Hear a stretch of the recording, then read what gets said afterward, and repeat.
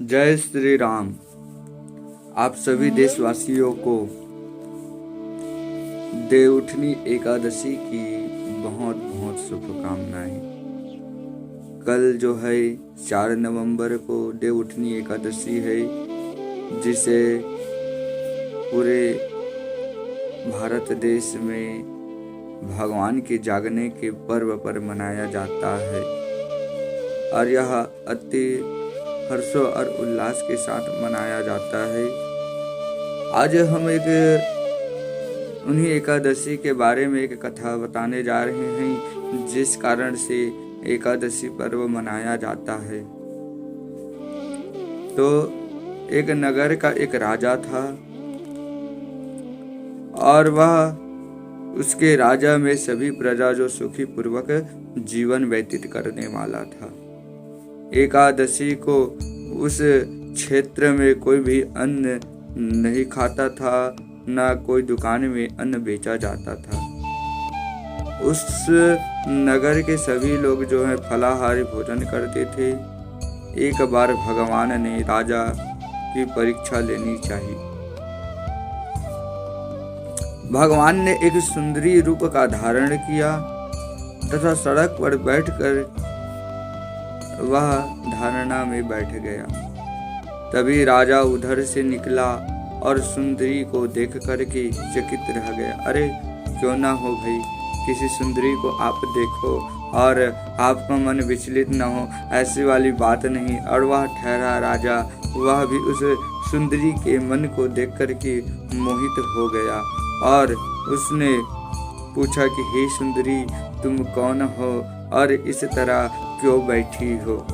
तब सुंदर स्त्री जो भगवान बने थे वह बोले कि मैं निराश्रित हूँ, नगर में मेरा कोई जाना पहचाना नहीं, मैं कैसे आया हूँ, कहाँ से आया हूँ यह भी मुझे पता नहीं, किससे सहायता मांगूं, यहाँ कोई मेरा अपना नहीं है। राजा कहने लगा कि उसके रूप पर जब मोहित हो गया था, तब राजा बोला तुम मेरे महल में चलो और मेरी रानी बन करके तुम मेरे साथ रहो। सुंदर स्त्री बोली कि मैं तुम्हारे साथ जाने के लिए तो तैयार हूँ, मगर तुम्हें मेरी बात माननी होगी। तुम्हें राज्य का अधिकार मुझे सौंपना होगा।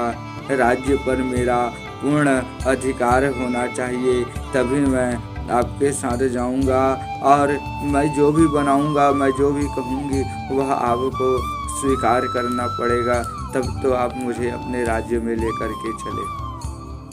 और राजा उसके रूप पर मोहित जो था, अतः उसकी सभी शर्तें को स्वीकार कर ली। अगले दिन एकादशी थी। रानी ने हुक्म दिया कि बाजारों में अन्य दिनों की तरह अन्न बेचा जाए। उसके घर में मांस मछली आदि पकवाए जाएं तथा परोस कर राजा से खाने के लिए कहने लगी। यह देख कर के राजा बोला, रानी आज एकादशी है, मैं तो केवल फलाहार ही भोजन करूंगा। तब रानी ने शर्त की याद दिलाई और बोली, या तो खाना तुम्हें खाना पड़ेगा राजा, नहीं तो मैं बड़े राजकुमार का सिर काट दूंगी। राजा ने बहुत विनती की पर उस रानी ने नहीं मानी। तब वह अपनी बड़ी रानी से कहने लगी कि मैं क्या करूं। तब रानी बोली कि महाराज, धर्म अगर एक बार बिगड़ गया तो दोबारा नहीं आ सकता, लेकिन संतान अगर चला जाए तो तुम्हें दूसरे संतान की प्राप्ति हो जाएगी। इसलिए पुत्र से बड़ा धर्म होगा और धर्म अगर एक बार बिगड़ जाए तो दोबारा मिलने वाला नहीं है।